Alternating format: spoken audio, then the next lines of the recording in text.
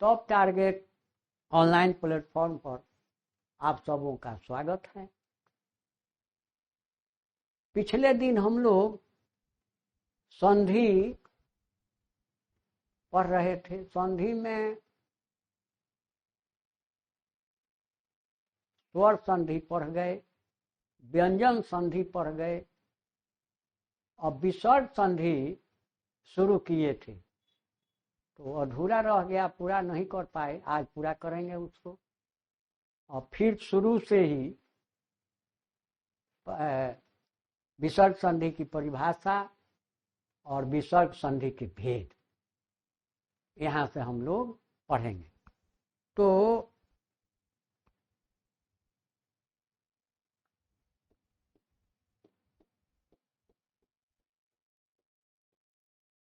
विसर्ग संधि, इसकी परिभाषा है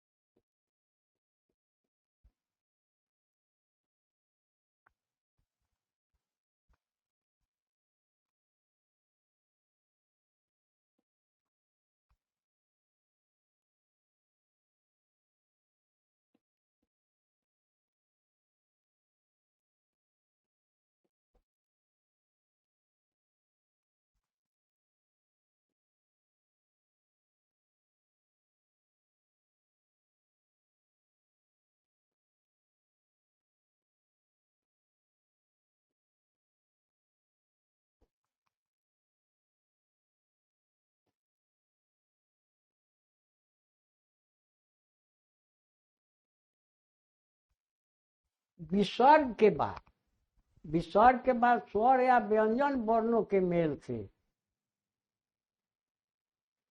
जो विकार उत्पन्न होता है उसे विसर्ग संधि।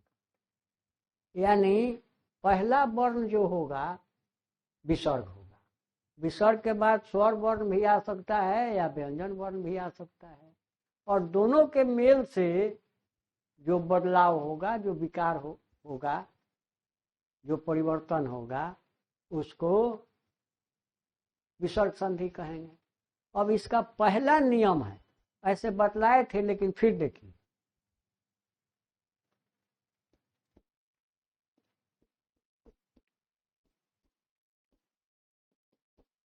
इस सूत्र है हर्षी चौ। हर्षी चौ एक सूत्र है पहला। अब इसमें यदि विसर्ग के पहले अस्वर तथा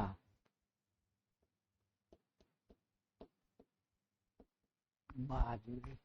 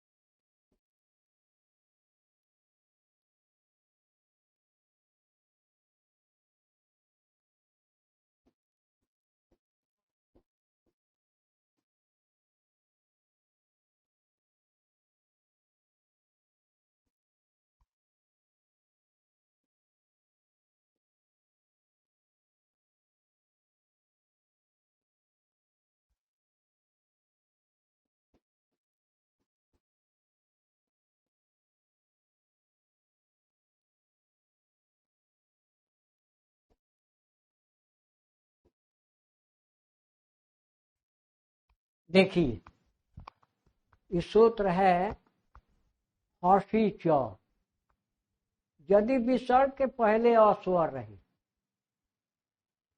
तथा बाद में वर्गों के तृतीय चतुर्थ पंचम वर्ण रहे या य व र ल ह भी ह रहे तो विसर्ग का ह्रस्व हो जाता है, अपने आप विसर्ग ह्रस्व में बदल जाता है और वह ह्रस्व अपने पूर्व के अ से मिलकर ओ हो जाता है। अब उदाहरण से स्पष्ट होगा, क्लियर होगा। जैसे देखिए मनः जोड़ य, मनः जोड़ य, मनः जोड़ य, तो आपको पता है कि स्वर वर्णों का उच्चारण अपने आप हो जाता है, लेकिन व्यंजन वर्णों के उच्चारण में स्वर वर्णों की सहायता होती है। व्यंजन वर्णों का उच्चारण स्वर वर्णों की सहायता से होता है। तो जैसे क हम कहते हैं, क जोड़ अ तब होता है पूरा प, प जोड़ अ तब होता है पूरा प। उसी तरह से म जोड़ अ तब पूरा होता है म। उसी तरह न जोड़ अ तब होता है। तो यहाँ मनः है, मनः जोड़ ज, तो विसर्ग के पहले न जो है, इस न में अ है, समझ गए होंगे आप कि इस विसर्ग के पहले न जो है इसमें अ छिपा हुआ है, और नहीं होता तो हलंत हो जाता, माने आधा न हो जाता। तो नियम कहता है कि विसर्ग के पहले अस्वर रहे तो न में अ है, और बाद में विसर्ग के बाद अन्य वर्गों के तृतीय चतुर्थ पंचम वर्ण रहे या य व र ल ह रहे। तो विसर्ग का तो यहाँ विसर्ग के पहले न में अ है, न में अ है, और इसके बाद विसर्ग के बाद तृतीय या चतुर्थ पंचम वर्ण रहे तो विसर्ग के बाद में तृतीय वर्ण ज आ गया, च छ ज, तो विसर्ग का ह्रस्व हो जाएगा, ह्रस्व। और अब ये दोनों मिलकर ओ हो जाएंगे। जैसे पहले आप जानते हैं पहले से, चंद्र जोड़ उदय बराबर हो जाता है चंद्रोदय, वो हो गया, वो हो गया। उसी तरह से अब यहाँ चंद्र अ उदय में उ दोनों मिलकर हो गया उ, उसी तरह से यहाँ अ और आगे उ दोनों मिलकर हो गए उ, तो हो गया मनोज, वो हो गया मनोज, मनः ज मनोज। उसके बाद यश जोरदा बराबर यशोदा, वो हो गया। वही नियम सरोज सरह जोड़ ज, सरह विसर्ग के पहले र में अ है और बाद में विसर्ग के बाद तृतीय वर्ण आ गया च छ ज, तो विसर्ग का ह्रस्व हो गया और र में जो अ है अ उ मिल करके वो हो गया, तो हो गया सरोज, सरोज। अब यदि रहे पय जोड़ धी पय विसर्ग के पहले अ है, य में य अ है, और बाद में चतुर्थ वर्ण आ गया त थ द ध, चतुर्थ वर्ण आ गया तो विसर्ग का ह्रस्व हो जाएगा और अपने पूर्व के य में जो अ है उससे मिलकर वो हो जाएगा। तो पयोधि, पयो। अगला उदाहरण मन जो रथ, मन विसर्ग के पहले नो में अ है और विसर्ग के बाद में रथ में रो आ गया। रो आप लिखे हैं कि य व र रहे तो र आ गया तो विसर्ग का ह्रस्व हो जाएगा और पूर्व के अ से मिलकर वो हो जाएगा। तो हो जाएगा म नो रथ, मनोरथ, मनोरथ, मनोरथ। अब सरह जोड़ वरह, सरह विसर्ग के पहले र में अ है, स र में अ है और विसर्ग के बाद वो आ गया। आप लिखे हैं कि य व रहे तो विसर्ग के बाद वो आ गया तो विसर्ग का ह्रस्व हो जाएगा और अपने पहले अ से मिलकर वो हो जाएगा। तो सरोवर, सरोवर, सरोवर, सरहवर, सरोवर, पयधि, पयोधि, मनः जा, मनोजा, सरह जा, सरोजा, मिला सरह जा, सरोजा, विसर्ग का वो हो गया। और उदाहरण पय जोड़ द, पय मैंने जल पानी द देवे जो दे पयोध बादल। तो पय द विसर्ग के पहले य में अ है और विसर्ग के बाद तृतीय वर्ण आ गया द, त थ द, तो विसर्ग का वो हो जाएगा पयो। उसी तरह से पय धर, पयो धर, उसी तरह से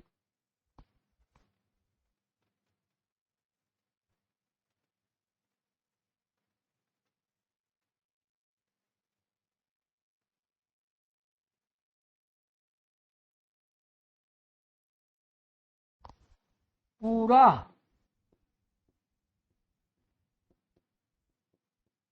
जोड़ हित, पुरोहित, पुरोहित। बहुत उदाहरण है, समझ गए होंगे विसर्ग का वो कैसे हो जाता है। तेजमय,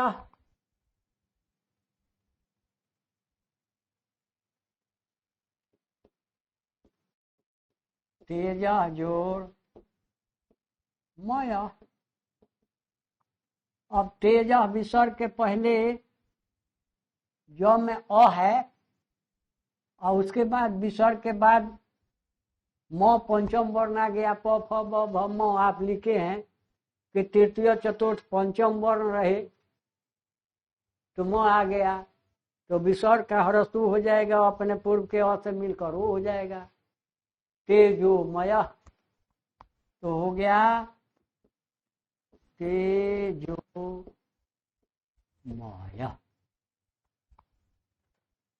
जान गए होंगे।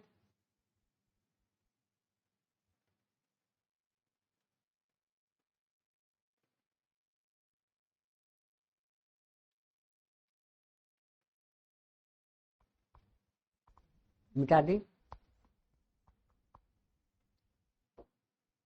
चलिए दूसरा नियम,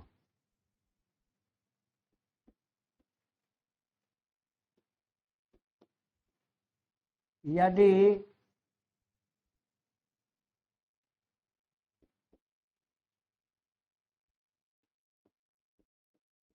विसर्ग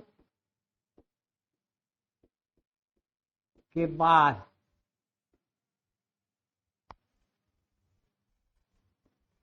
चौ या छ आई तो विसर्ग का तालव्य श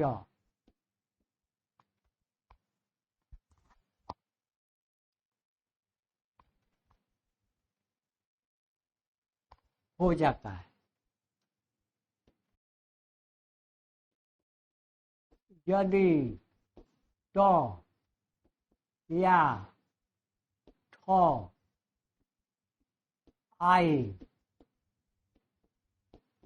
तो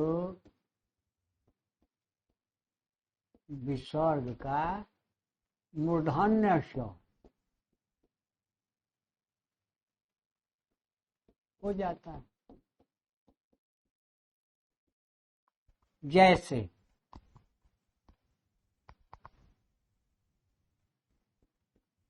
नि जुर्चय विसर्ग के बाद चौ आ गया तो विसर्ग का तालोब श हो जाएगा तो निश्चय निश्चय निजोर छल निश्चल बपू जोड़ च वपुश्च राम जोड़ च रामश्च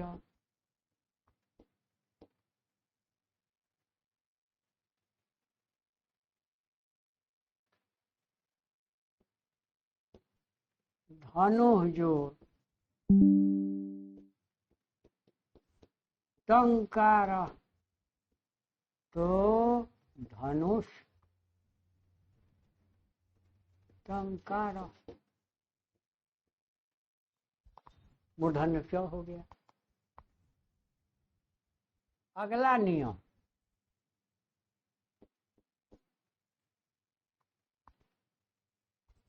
एक सूत्र है रोरी रोरी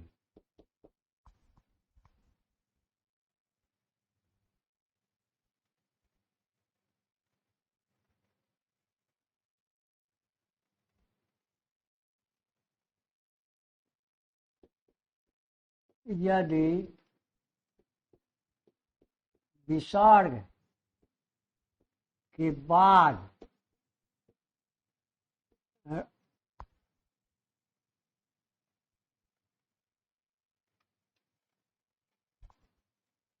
रो आई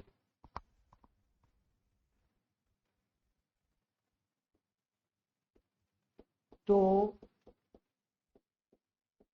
विसर्ग का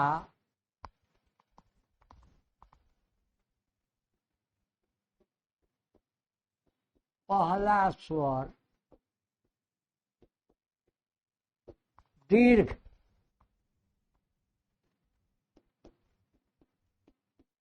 हो जाता है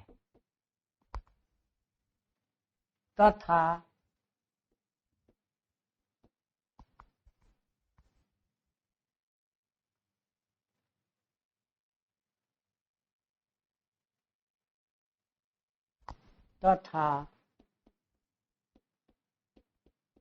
विसर्ग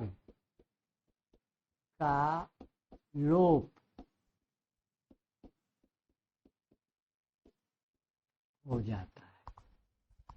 यानी विसर्ग लुप्त हो जाता है। उदाहरण से स्पष्ट हो जाएगा। यदि विसर्ग के बाद रो आए तो विसर्ग का पहला स्वर दीर्घ हो जाता है तथा विसर्ग का लुप्त हो जाता है। विसर्ग लुप्त हो जाता है। जैसे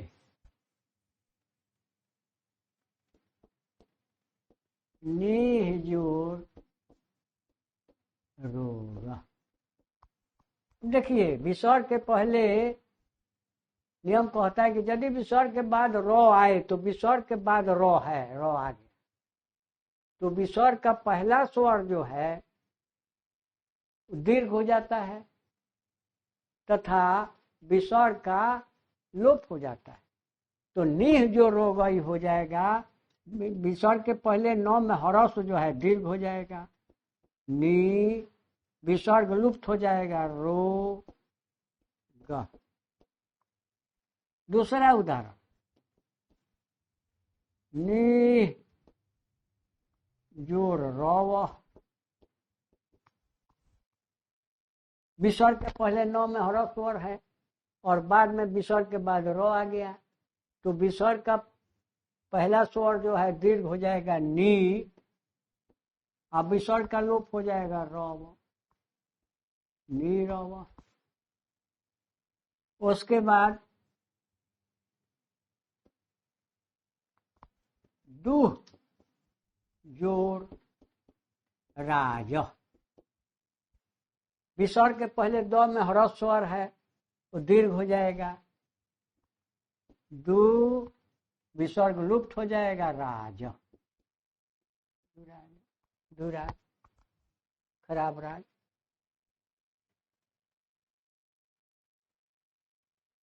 हो गया। अगला नियम, अगला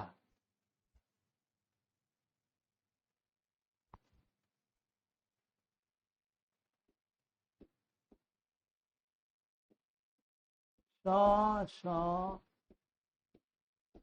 जू शु रु, एक सूत्र है स जू शो रु। व्याख्या है, यदि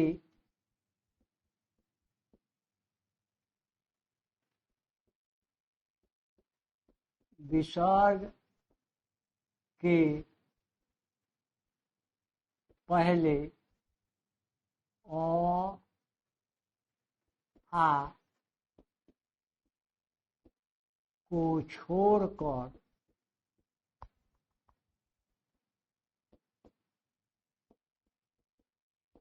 कोई स्वर रहे,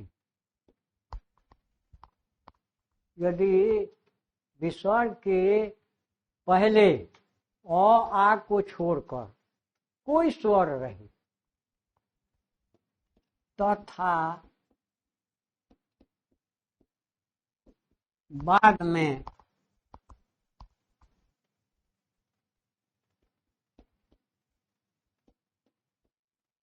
कोई स्वर रहे, या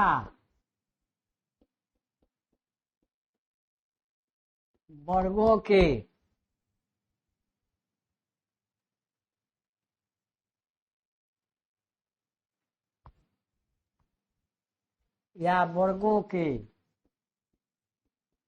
तृतीय चतुर्थ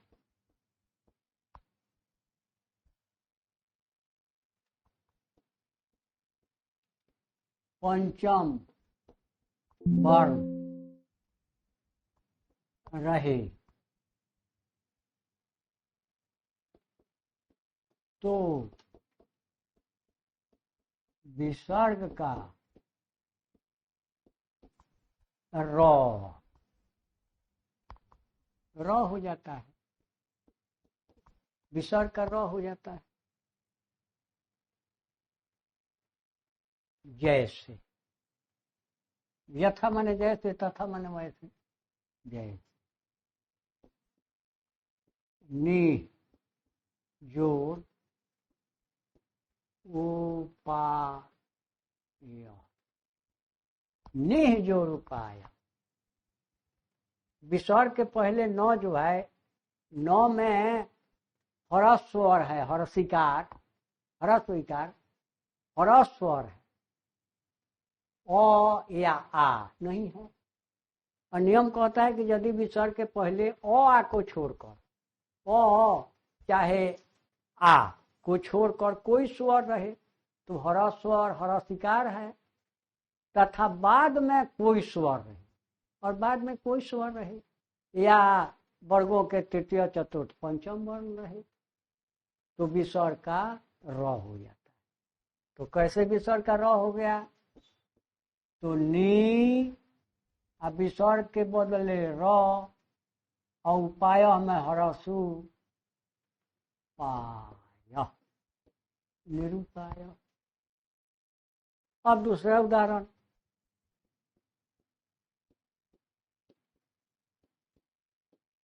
निर्जन। अब विसर्ग के पहले न में अ या आ नहीं है, रस ई है, और बाद में वर्गों का तृतीय वर्ण, तो च वर्ग का तृतीय वर्ण च छ ज आ गया, तो विसर्ग का र हो जाएगा, निर्जन। अब इसी तरह निह जोर झर, झ चतुर्थ वर्ण आ गया, तो विसर्ग का र हो जाएगा, निर्झर। दूह जोर गंध, विसर्ग के पहले द में हरसु है, अ या आ नहीं है, तथा बाद में तृतीय वर्ण क ख ग तृतीय वर्ण आ गया, तो विसर्ग का र हो जाएगा, दुर्गंध। दुर्गंध। अगला नियम, अगला नियम,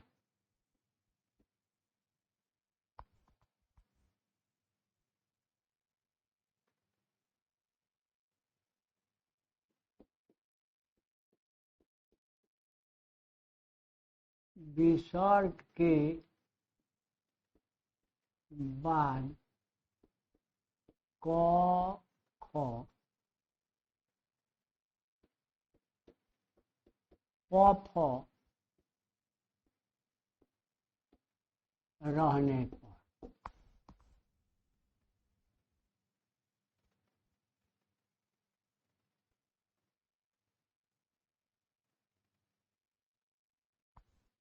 रहने पर विसर्ग में कोई परिवर्तन नहीं होता, जैसे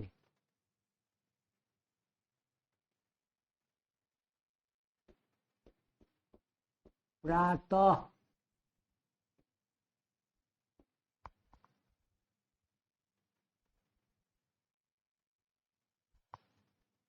जोर काल,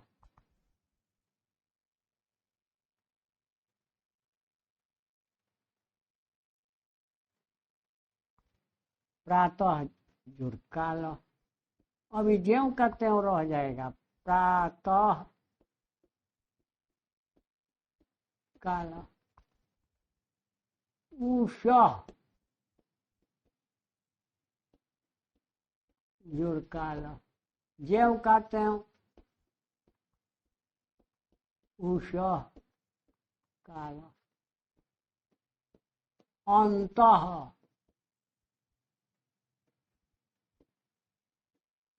पूरम,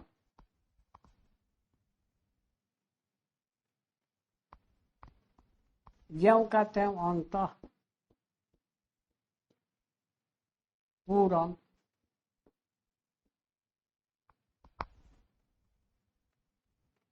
हो गया। अगला नियम,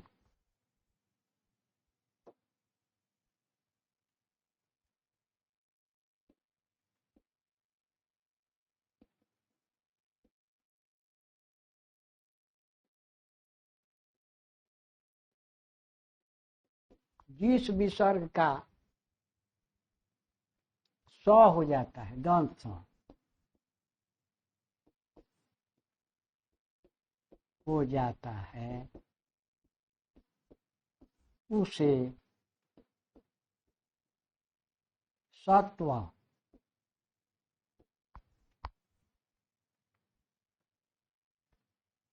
संधि कहते, सत्व संधि।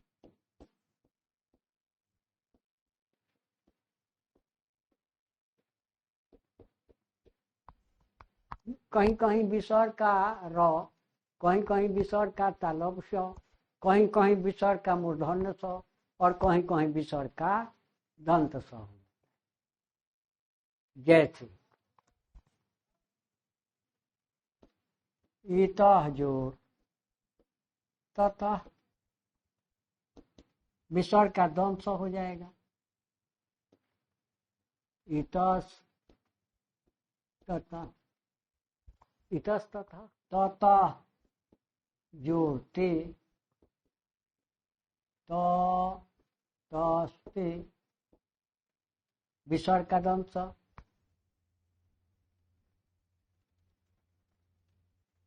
नमः ते, नमः ते, नमस्ते, नमस्ते, नमस्ते।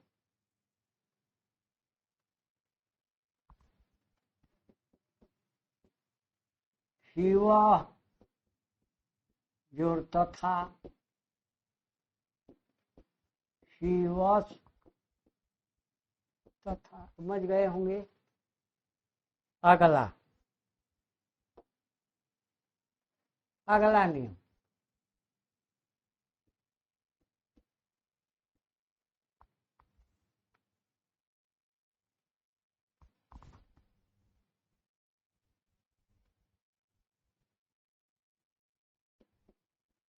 यदि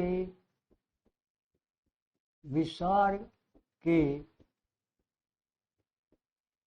पहले हरसी हरसू रहे,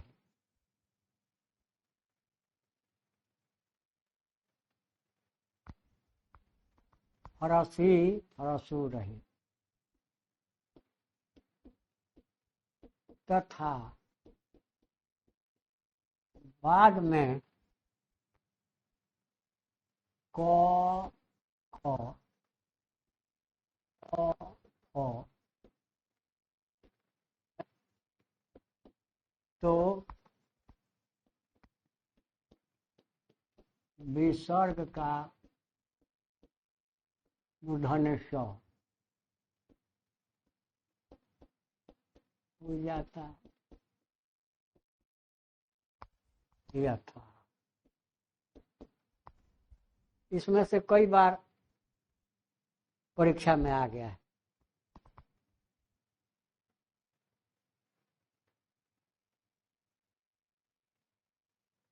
जैसे निज कपट, विसर्ग के पहले हर स्वर है न में और बाद में क है, तो विसर्ग का मूर्धन्य स।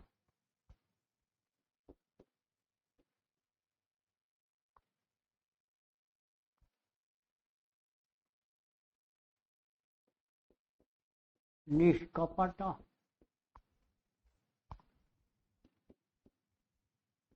निह जोड़ फल,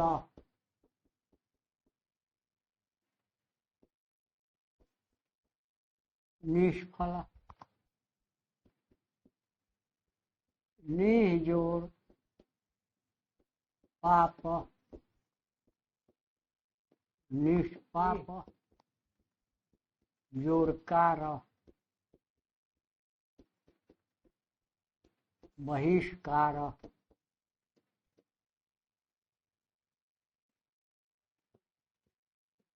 चतु जोड़ कोणम,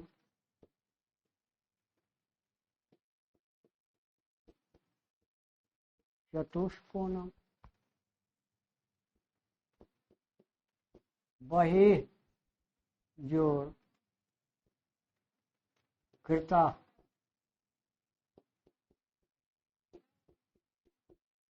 बहिष्कृत,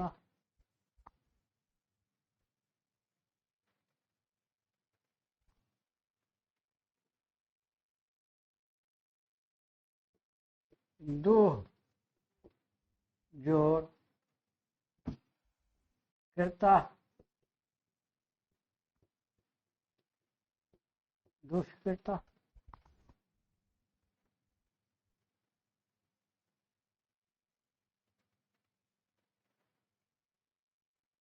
हो गया।